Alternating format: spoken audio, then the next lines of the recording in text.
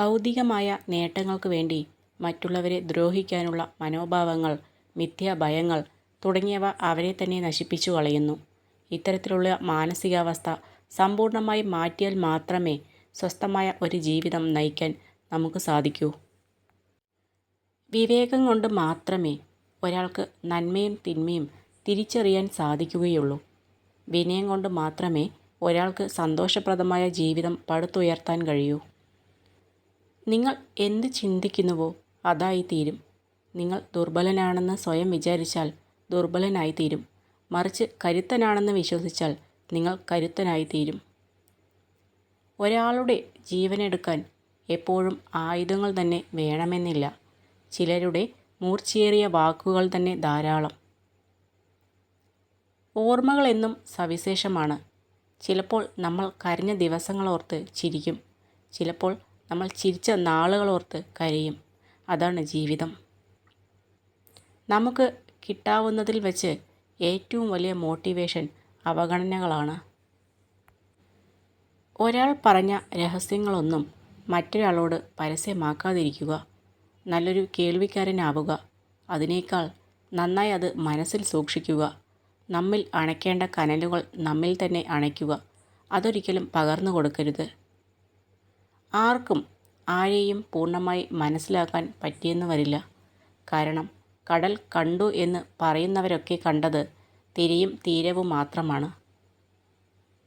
പ്രയാസങ്ങൾ ഹൃദയം തകർത്താലും പ്രതീക്ഷകൾ കൈവിടരുത്. ഏതൊരു ഇരുട്ടും തുളച്ച് ഒരുനാൾ പ്രകാശം നമ്മെ തേടി വരും, പ്രതീക്ഷിച്ചതിനും അപ്പുറത്തേക്ക്. കടന്നു വന്ന വഴികളെല്ലാം ഓരോ കഥകളാണ്. ജീവിതത്തെ മാറ്റിമറിച്ച ചെറിയ ചെറിയ കഥകൾ.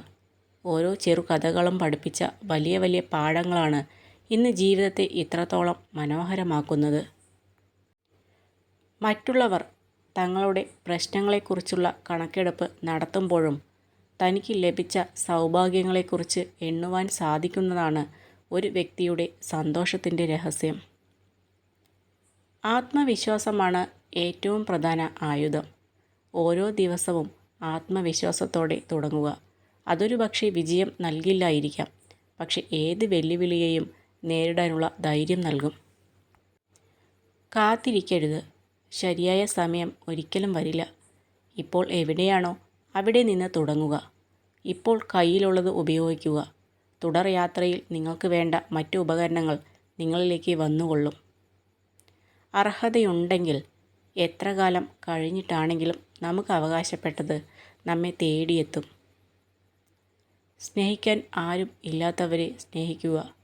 ഒരുപാട് ചിരിക്കുന്നവരെ ഇഷ്ടപ്പെടുക. കാരണം അവർ ഉള്ളിൽ കരയുകയാവും. കുറച്ചാളുകളെ എല്ലാ കാലവും വിഡ്ഢികളാക്കാം.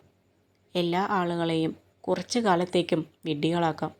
എന്നാൽ എല്ലാവരെയും എല്ലാ കാലത്തേക്കും വിഡ്ഢികളാക്കുക അസാധ്യമാണ്. എല്ലാവരും ലോകത്തെ മാറ്റുന്നതിനെക്കുറിച്ച് ചിന്തിക്കുന്നു. പക്ഷെ ആരും സ്വയം മാറുന്നതിനെക്കുറിച്ച് ചിന്തിക്കുന്നില്ല. വെല്ലുവിളികൾ ഏറ്റെടുക്കുക. വിജയിച്ചാൽ നിങ്ങൾക്കതിൽ സന്തോഷിക്കാം. പരാജയപ്പെട്ടാൽ അത് നൽകിയ പാഠം അടുത്ത വിജയത്തിനായി ഉപയോഗിക്കാം.